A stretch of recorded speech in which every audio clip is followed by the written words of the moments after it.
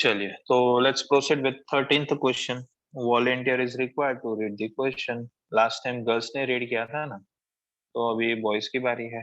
तो देवम भाई, पहले आप रीड करो. Yes, sir. A man of mass 70 kg stands on a weighing scale in a lift which is moving first upwards with a uniform speed of 10 meter per second. Second, downwards with a uniform acceleration of 5 meter per second square. Third, upwards with a uniform acceleration of 5 meter per second square. What would be the readings on the scale in each case? Fourth, what will be the reading if the lift mechanism failed and it hurtled down freely under gravity? So this particular question is entirely based on inertial and non-inertial frame of reference. Inertial and non-inertial frame of reference. Now see, let us try to solve this question.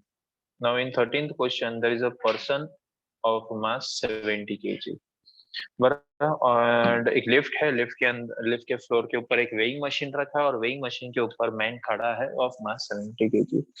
And we want to find out what will be the weight recorded by this weighing machine. In the case one, it is the lift is moving in upward direction but with uniform speed.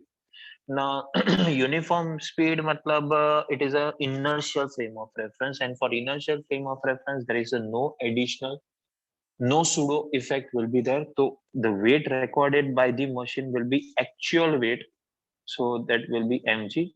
Mass is 70 kg, and for simplicity we are taking the g value as 10. So what is the weight of the person? The answer is 700 newton.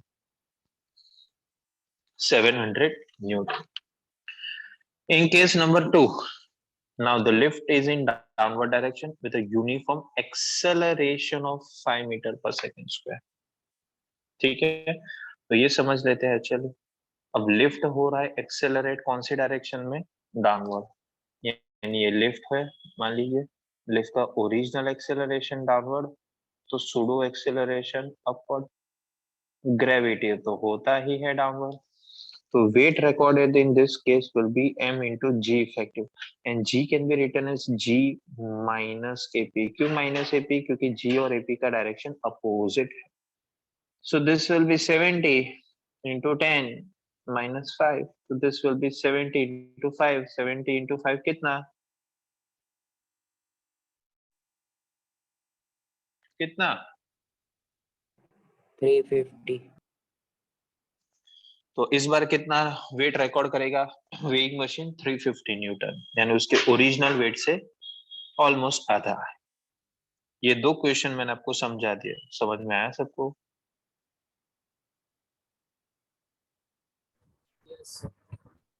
Yes, sir. Yes.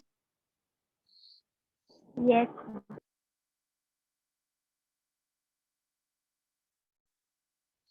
अब उल्टा, third case पूरा उल्टा है. Now lift is accelerating upward with uniform acceleration of 5 metre per second. तो अब original acceleration upward direction में है, तो सूडो एक्सेलरेशन आ जाएगा एपी इन डाउनवर्ड डायरेक्शन, लेकिन ग्रेविटी तो होता ही है डाउनवर्ड. तो अब डब्ल्यू हो जाएगा एम इंटू जी प्लस एपी. क्यों प्लस आया? क्योंकि एपी और जी का डायरेक्शन सेम है. तो ये हो जाएगा 70 इंटू ब्रैकेट 10 प्लस 5. तो ये हो जाएगा 70 इंटू 15. कितना होगा 70 इंटू 15?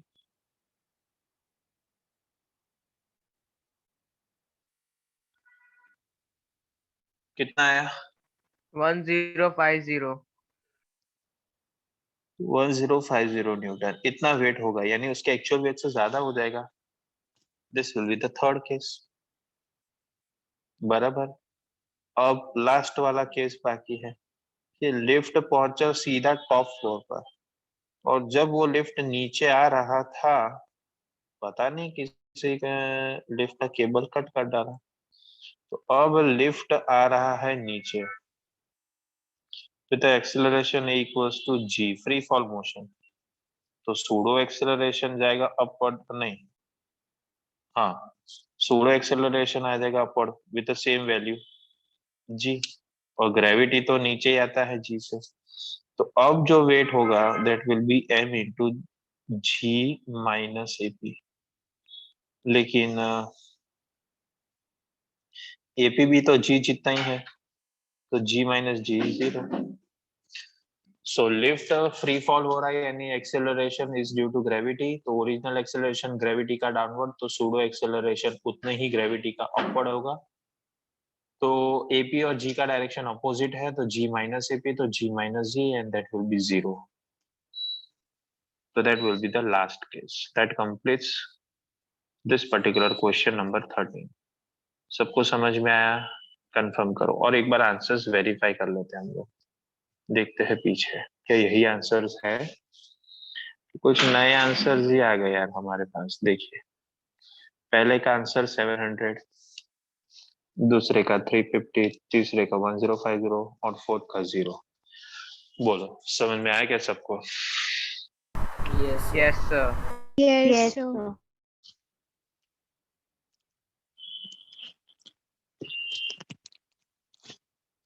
आदित्य भाई आया है तो भावेश भाई एब्सेंट है।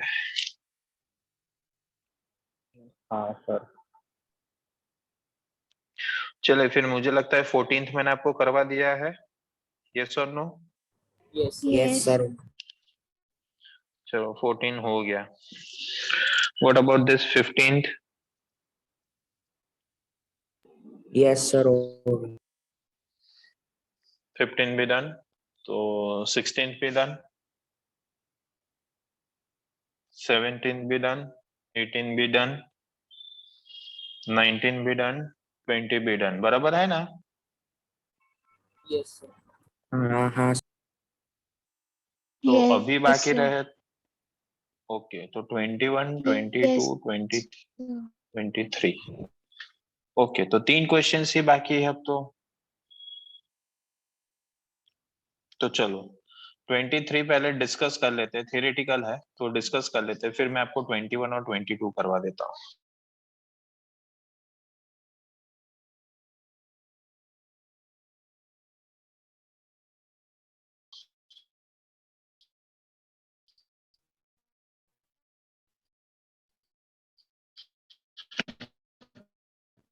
तो नेक्स्ट वॉलेंटियर बॉयज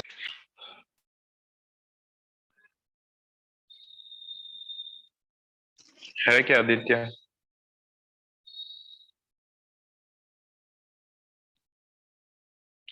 चले, नेक्स्ट वॉलेंटियर देव भाई रीड करो।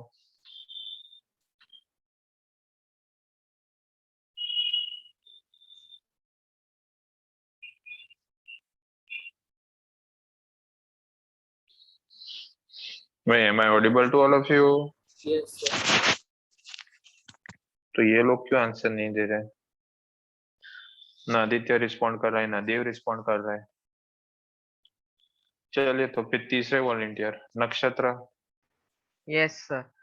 23rd question. Explain why a horse cannot pull a cart and run in empty space. B. Passengers are बस बस thrown एक एक एक एक डिस्कस करते हैं। हॉर्स जो है वो कभी भी कार्ट को पुल नहीं कर पाएगा या रन नहीं कर पाएगा एम्प्टी स्पेस में। क्यों? क्योंकि स्पेस नहीं होगा, तो वो जो एक्शन के बाद रिएक्शन आना चाहिए वो नहीं आएगा, बराबर है। हॉर्स ने एक्शन दे दिया सरफेस पर, लेकिन सरफेस हॉर्स को रिएक्शन नहीं दे पाएगा, तो वो कभी भाग ही नहीं पाएगा। देखते हैं क्या कहते हैं आंसर में, सॉल्यूशन में क्या है डिस्कस कर लेते हैं। सो नक्षत्र जी फर्स्ट पार्ट का सॉल्यूशन रीड करो। Yes, sir. While trying to pull a cart, a horse pushes the ground backwards with a certain force at an angle. The ground offers an equal reaction in opposite direction on the feet of the horse. The forward component of this reaction is responsible for the motion of cart. In empty space, there is no reaction, and hence horse cannot pull the cart and run. Exactly मैं, अगर आप suppose करो ना astronaut की ही बात करो, astronaut की बात करोगे तो एम्प्टी स्पेस में यानी कि एम्प्टी मीडियम यानी कि स्पेस में फ्री फ्रॉम ग्रेविटी अगर आप लो, तो क्या ग्रेविटी में ग्रेविटी जहां पर नहीं होगी तो वहां पर एस्ट्रोनॉट को कोई दूसरा फोर्स एक्ट करेगा नहीं, वो फ्लोट करता रहता है। फ्लोट कराएगा मतलब उसके ऊपर जितने भी फोर्सेस एक्ट करेंगे नेट फोर्स जीरो हो जाएगा। समझ में आया सबको पहला क्वेश्चन और उसका answer? Yes, sir. Yes, sir. Yes. चलिए तो नक्षत्र भाई दूसरा question. Passengers are thrown forward from their seats when a speeding bus stops suddenly. हाँ, ये तो आपको मैंने बताया था आगे में कि passenger are thrown forward from the seats when the speeding bus stops suddenly. अब मान लीजिए बस फुल स्पीड में जा रहा है बराबर, और ड्राइवर थोड़ा प्रिकॉशनरी है, मतलब रास्ते में जब बस जा रही थी फुल स्पीड में से तो कोई अचानक बीच में से कोई एनिमल पास हुआ, उसका लाइफ बचाने के लिए ड्राइवर ने सडन ब्रेक अप्लाई किया, जिससे क्या होगा, ब्रेक अप्लाई करने से, सडन ब्रेक अप्लाई करने से आप लोगों के ऊपर सुडो फोर्स एक्ट हुआ, मतलब बस का रिटार्डेशन होगा बैकवर्ड डायरेक्शन में, लेकिन अंदर के पैसेंजर को फोर्स कहां पर एग्जर्ट होगा, फॉरवर्ड डायरेक्शन में। That is due to non inertial frame of, यानी उसके ऊपर इनर्शिया एक्ट करेगा, यानी वो मोशन को अपोज करने की कोशिश करेगा। यस, बी पार्ट का सॉल्यूशन रीड किया जाए please. This is due to inertia of motion possessed by the passenger in speeding bus. Exactly. फिर C part. It is easier to pull a lawn mower than it push it. हाँ, lawn होता है ना, मतलब छोटा सा garden जिसके घर पर होता है, बराबर, उसको जब वो जो ग्रास जो होता है वो ग्रास को कट करने के लिए एक मशीन आता है जिसको कहते हैं लॉन मूवर। अब वो लॉन मूवर को पुल करना इजी है कंपेयर टू पुश। ये कुछ नई बात पता चली। आप लोगों ने शायद से लॉन मूवर को देखा तो होगा लेकिन कभी चलाया नहीं होगा। चलाया क्या किसी ने? No, sir. पर पता चला लॉन मूवर है क्या, समझ में आया क्या है lawn mower? Yes, Yes. sir. ये आई थिंक सो, ये जो पार्टी प्लॉट्स होते हैं ना, पार्टी प्लॉट में जो गार्डन होता है ना, उसका जो नीचे का ग्रास होता है ना, ग्रास को एक यूनिफॉर्मिटी में रखने के लिए उसके ऊपर पीरियोडिकली यानी टाइम टू टाइम कुछ कुछ टाइम के बाद एक मशीन से पूरा वो ग्रास को कट किया जाता है बराबर, जिससे उसका लेंथ जो होगा ना, हाइट जो होगा ना, वो फिक्स रहे। और वो मशीन जो ग्रास को कट करेगा ना, उसको लॉन मूवर कहेंगे। तो इसको पुल करना, खींचना इजी होगा कंपेयर टू पुश करना, ऐसा क्यों? तो देख लेते, बहुत ही अच्छा डायग्राम दिया है यहाँ पर। मान लीजिए ये है, ये आपका ग्रास है यहाँ पर रेड कलर का, और ये सर्कल है ना, वो लॉन मूवर है। आपने दिया है पुल वाला फोर्स, कौन सा? पुल वाला फोर्स। ठीक है, अब क्या होगा देखिए, अब ये फोर्स इंक्लाइंड है बाय एन एंगल थीटा, ये फोर्स इंक्लाइन है बाय एन एंगल थीटा। तो एंगल से कंपोनेंट देखिए तो कॉस कंपोनेंट यहाँ पर आ जाएगा और साइन कंपोनेंट ऊपर चला जाएगा, लेकिन हमने सीखा है कि वेट तो ऑलवेज होता है डाउनवर्ड डायरेक्शन में। तो देखकर मुझे बताइए कि जब आप पुल वाला फोर्स, ये कौन सा फोर्स होगा, नेचर क्या होगा, pull. So when you applying pull force, when you are applying pull force, can I say mg and f sin theta will mg and f sin theta are opposite in direction, yes or no? Yes. हाँ या ना? Yes, sir. Pulling force होगा तो mg और f sin theta का direction opposite हुआ, हाँ या ना? Yes, sir. तो कहने से mg को नलीफाई तो नहीं करेगा, वी डोंट नो कि दोनों का मैग्नीट्यूड इक्वल है कि नहीं। हाँ, पर सबट्रैक्ट तो करेगा ना, कहने से दोनों अपोजिट डायरेक्शन में है, यानी mg minus f sin theta के f sin theta minus mg होगा। दैट मींस लॉन मूवर का जो एक्चुअल वेट होगा ना, उससे f sin थीटा में से कुछ वेट सबट्रैक्ट हो जाएगा, यानी हमें थोड़ा सा वो लाइट लगेगा पुल करने में। समझ में आया? यानी पुल इजीली वो हो जाएगा। तो यार पुश करेंगे तो क्या होगा, पुश करेंगे तो क्या होगा, देख लेते हैं पुश करने से क्या होता है। मान लीजिए अब हम, ये ग्रास है, ये लॉन मोवर को पुश करते हैं, ये पुशिंग वाला फोर्स है और उसको मैं एक्सटेंड कर देता हूँ आगे। ये पुश वाला फोर्स है, again it will make an angle theta. तो एंगल से कंपोनेंट एफ कॉस और कॉस को परपेंडिकुलर आ जाएगा F sine which is in the direction of weight. अरे यार अब एफ साइन थीटा जो है ना वेट की डायरेक्शन में आ गया, यानी ओवरऑल फोर्स जो डाउनवर्ड डायरेक्शन में वो बढ़ गया, यानी अब मुझे ज्यादा एफर्ट्स लगाना पड़ेगा उस लॉन मूवर को मूव करने के लिए। तो दैट मीन्स आपको समझ में आना चाहिए कि ऑलरेडी वेट डाउनवर्ड होता है, और जब मैं पुश करूंगा ना लॉन मूवर को तो उसका एफ साइन कंपोनेंट भी वेट में चला जाएगा, यानी ओवरऑल डाउनवर्ड वेट बढ़ जाएगा, यानी मुझे अब थोड़ा ज्यादा एफर्ट्स देना पड़ेगा उस लॉन मूवर को मूव करने के लिए ग्रास पर। लेकिन जब मैं पुल करता हूँ ना पुल, तो एफ साइन थीटा वेट के अपोजिट डायरेक्शन में जाता है, यानी वेट को वो थोड़ा सा नलीफाई पूरा नहीं करेगा लेकिन कुछ रिड्यूस कर देगा वेट को, यानी मुझे थोड़ा सा इजीली विथ लेस एफर्ट वो लॉन मूवर मूव करने लगेगा। ये आइडिया आया सबको, ये कंसेप्ट क्लियर हुआ सबको? Yes, sir. Yes, sir. Yes, sir. Now all of you understood this के why it is easier to pull the lawn mower compared to push it? Yes, sir. Yes, sir. चलिए that's good then. अब ये आपके 9th standard का question है, let us सी आपको याद है या नहीं। चलिए भाई नक्षत्र जी डी पोर्शन रीड किया जाए। A cricketer moves his hand backwards while holding a catch. क्या आया था 9th क्वेश्चन में, 9th स्टैंडर्ड में? Yes, sir. याद है? इसका रीजन पता है क्या?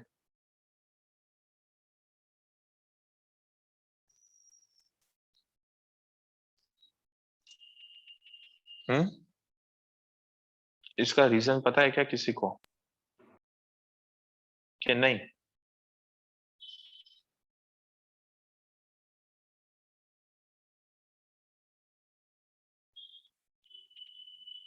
देखिए था ये 9th में ही आपको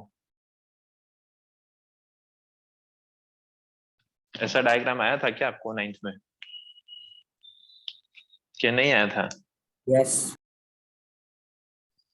ये 9th स्टैंडर्ड का ही टेक्स्ट बुक है बाय द वे, साइंस का। कोई जवाब ही नहीं दे रहा यार।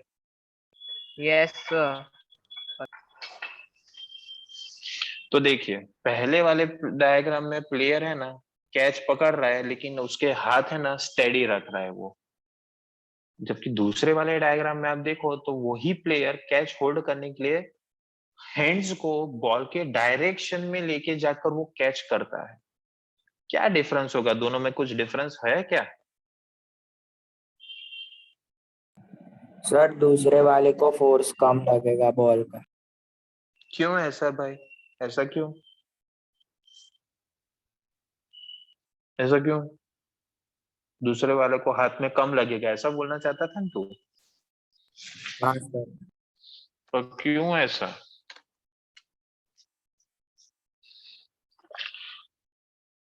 आंसर सही है तेरा, पर रीजन क्या है कोई जानता है कि कोई नहीं जानता?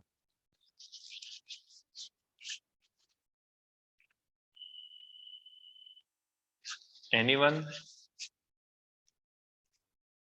मतलब पार्टिसिपेट तो करो।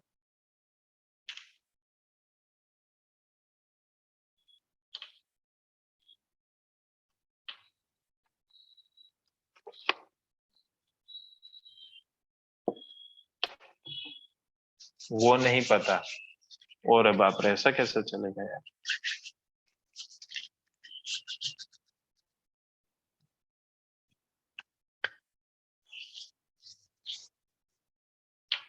No one?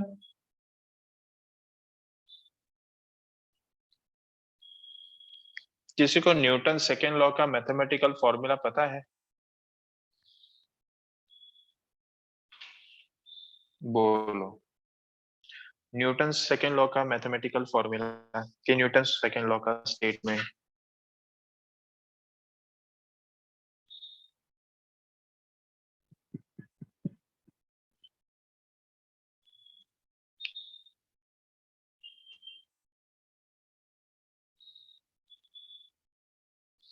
नहीं देवम भाई, F equal to M A नहीं।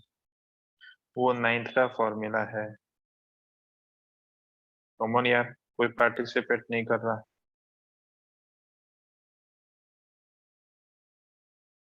रिया जी, ऐसा तो कोई फॉर्मूला ही नहीं है।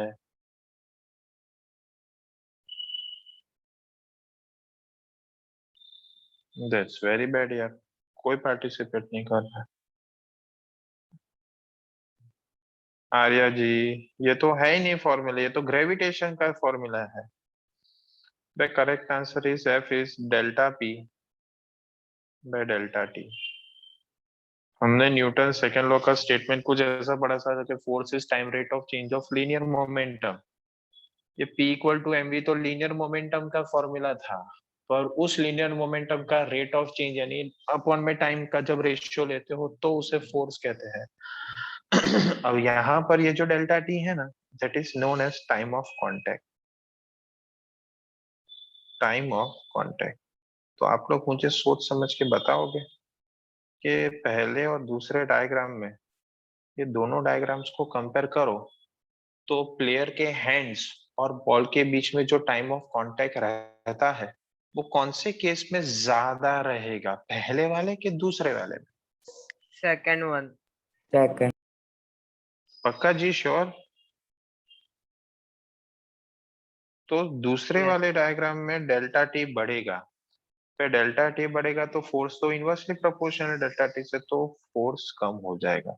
मतलब दूसरे वाले केस में जब प्लेयर कैच करेगा और बॉल को हैंड्स के, अरे हैंड्स को बॉल के डायरेक्शन में जब मूव करेगा ना, तो टाइम ऑफ कांटेक्ट बढ़ जाता है। और टाइम ऑफ कांटेक्ट बढ़ जाने से प्लेयर के हैंड्स में बॉल से फोर्स जो लगेगा ना, उसका वैल्यू कम होगा। Is this concept is clear? Yes. हाँ या ना? Yes sir. Yes, sir.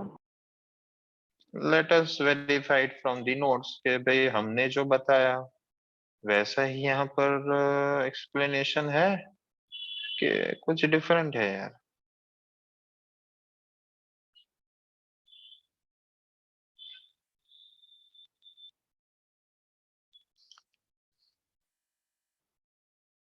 चलिए नक्षत्र जी, रीड कीजिए D portion. While holding a catch, the impulse received by the hand F into T is equal to change in momentum of the ball is constant. By moving his hands backwards, the cricketer increases the time of impact to complete the catch. As T increases, F decreases, and as the result, the ball hurts his hands lesser. भाई same explanation आ गया, समझ में आया सबको? ये last question, 23rd वाला question. Yes, sir. बोले कोई डाउट है अभी भी किसी को? Yes, sir. अच्छा, डाउट है तो पूछो।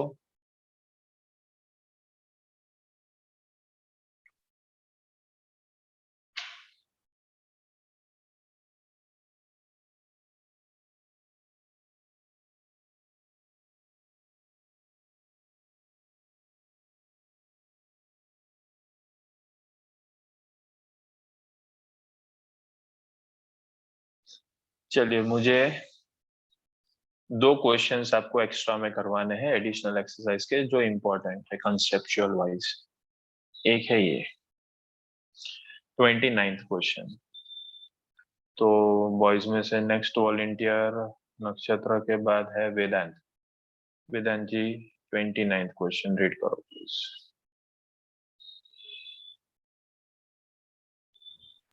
सर वो हो Sir, गया है। 29 हो गया है. हो गया? Oh that's great, good. तो फिर दूसरा क्वेश्चन जो करवाना था मुझे वो ये है, मंकी मंकी 33 क्वेश्चन। ये हो गया है? हाँ नो नक्षत्र सर। जी, एग्जाम्पल्स बाकी आई नो, पर पहले क्या है, एक्सरसाइज फैमिली पूरा खत्म कर लेते हैं, फिर एग्जाम्पल की फैमिली पर आ जाएंगे, ठीक है ना? चलिए तो वेदांत भाई 33rd क्या कह रहा है नक्षत्र? सर चैप्टर 3 में से एग्जाम्पल 3.3 बाकी है। हाँ वो कैलकुलस वाला ना? Yes sir. हाँ, वो अभी हम इंटीग्रेशन मेथड सीखेंगे ना 5th चैप्टर में, वो 5th चैप्टर के बाद मैं करवा दूंगा आपको, ठीक है। इंटीग्रेशन हम सीखेंगे अभी नेक्स्ट चैप्टर में, इसके बाद वाले चैप्टर में, तब आपको वो आ जाएगा कैलकुलस मेथड, ठीक है। Yes, sir. चलिए, ओके, चलिए वेदांत भाई। A monkey of mass 40 kg climbs on a rope which can stand a maximum tension of 600 Newton. In which of the following cases will the rope break? The monkey A climbs up with an acceleration of 6 meter per second square. B climbs down with an acceleration of 4 meter per second square. C climbs up with a uniform speed of 5 meter per second. D falls down the rope nearly freely under gravity. Ignore the mass of the rope. देखिए, एक रोप पर monkey climb कर रहा है, ठीक है। Monkey का खुद का मास कितना, 600 केजी। अब ये जो रोप है वो मैक्स टू मैक्स टेंशन कितना बेयर कर पाएगा, 600 न्यूटन। मतलब मैक्सिमम टेंशन, मतलब अगर इससे ज्यादा अगर मंकी का वेट बढ़ गया 600 से ज्यादा, तो रोप टूट जाएगा और मंकी बेचारा गिरेगा। तो हमें पास 3 या नहीं 4 केसेस है। इन 4 केसेस में देखेंगे कि रोप कौन से केस में ब्रेक होगा, मतलब मंकी का वेट मैक्सिमम टेंशन से कौन से केस में बढ़ जाएगा, देखते हैं। चलो, अब अगर पॉसिबल है और ओरली सॉल्व हो सकता है तो will try to solve this question orally, let us verify.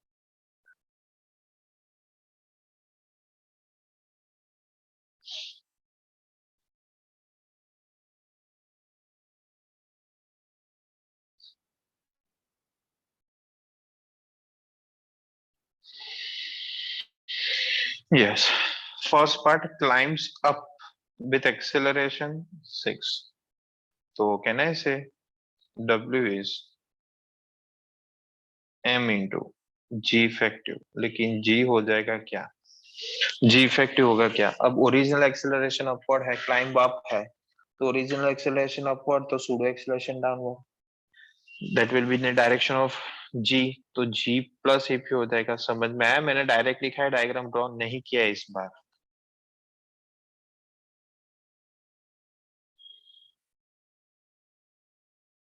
पता चला कि ओरिजिनल एक्सेलरेशन अपवर्ड है तो सूडो एक्सेलरेशन डाउनवर्ड होगा ना, डाउनवर्ड मतलब ग्रेविटी के डायरेक्शन में, तो G प्लस AP हो जाएगा, ये पता चला।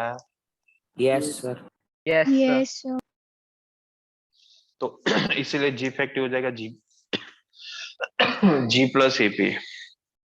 तो सॉल्व करो ना यार, मास कितना मंकी का, 40 40. था कि 60 था। The 40. 40. ओके, और G को मैं 10 ले लेता हूँ, तो 40 इंटू 16 कितना हो जाएगा,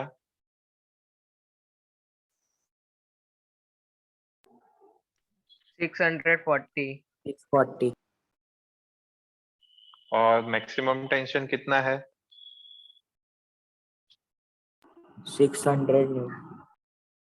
बोलो। तो क्या मंकी का वेट मैक्सिमम टेंशन से बढ़ गया, Yes, sir. तो क्या रस्सी टूटेगा, Yes, sir. तो हाँ। मंकी गिरेगा, हाँ। चोट Yes. लगेगी, पता नहीं, वो तो मंकी को पूछना पड़ेगा। तो पहले केस में रोप टूट गया, मंकी बेचारा गिर जाएगा। चलिए फिर दूसरे वाले केस में देखते हैं। Climbs down with acceleration, climbs down with acceleration 4, मतलब ओरिजिनल एक्सेलरेशन डाउनवर्ड तो सूडो एक्सेलरेशन अपवर्ड, G के अपोजिट, तो weight will be M into G minus AP, तो दैट विल बी मास कितना 40, G10 minus 4, so this will be 40 into 6, that will be 240 Newton. So in this case weight is less than the Tmax, so therefore rope will not break और monkey बेचारा बच जाएगा। 2 case मैंने समझा दिए, पता चला आपको। Yes, sir. Yes, sir. Yes, sir. फिर C तो ओरली कैलकुलेट कर सकते हैं मेरे ख्याल से। It will climbs up with uniform speed, uniform speed मतलब inertial frame of reference in which there is a no pseudo effect. So weight of the monkey will be actual weight. So m into g, so 40 into 10, that will be 400, and still this 400 is less than the maximum tension. So again the rope will not break, and in D portion falls down the rope nearly freely under gravity, यानी free fall motion हो गया, यानी वो W equals to 0 हो जाएगा, तो wait ही नहीं रहेगा. तो ए बी सी डी में से कौन से केस में, ए बी सी डी में से कौन से केस में रोप ब्रेक हो जाएगा? तो ए केस में, ए केस में. पर मैंने बताया क्या यहाँ पर भी ऐसा है? तो आंसर्स वेरीफाई कर लेते हैं ना हम लोग. चलिए, पहले क्वेश्चन में 640 आया था, दूसरे में 240, तीसरे में एक्चुअल वेट, और चौथे में तो 0. तो ये 4 आंसर्स हो गए. देखो क्या आपको समझ में आ गए ये चारों cases? Yes, sir. Yes. Yes.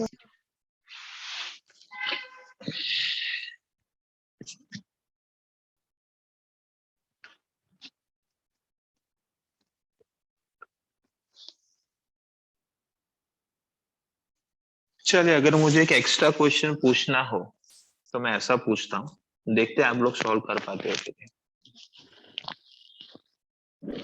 With what acceleration should monkey climb up to break the rope? With what acceleration the monkey should climb up in order to break the rope?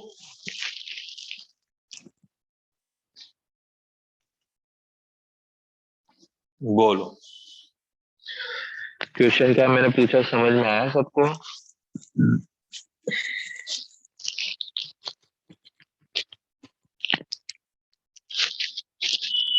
हाँ, to break rope है. Break को तोड़ने के लिए, break को cut करने के लिए नहीं नक्षत्र जी, ब्रेक को कट करने के लिए, तोड़ने के लिए कितने एक्सेलरेशन से मंकी को ऊपर क्लाइम करना पड़ेगा?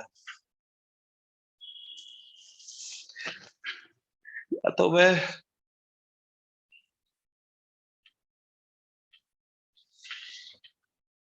क्वेश्चन को थोड़ा सा रिफ्रेम कर लेता हूं. With what acceleration should the monkey climb up such that the rope is on the verge of its breaking? यानी रोप कट होने पर एक उसके वर्ज पर है.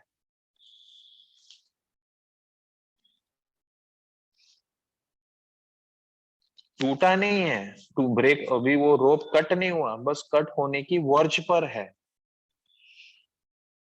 बोलो, क्वेश्चन समझ में आया आपको? पहले ये कंफर्म करो.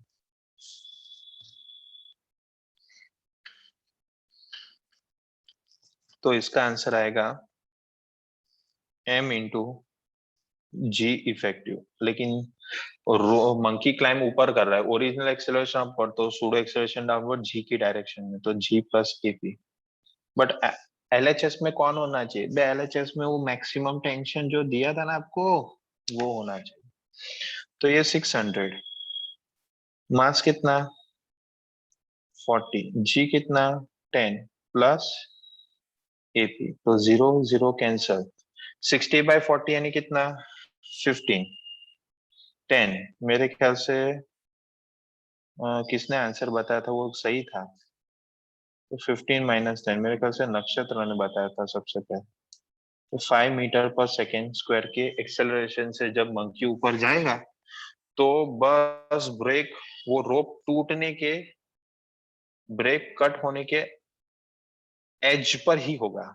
इससे ज्यादा एक्सेलरेशन हुआ तो रोप टूट ही जाएगा. बोलो, पता चला? ओहो, नक्षत्र का करेक्ट था, वेदांत का भी सही था, दोनों करेक्ट चला. ये पता चला सबको? एक्स्ट्रा क्वेश्चन था ये. Yes, sir. Yes.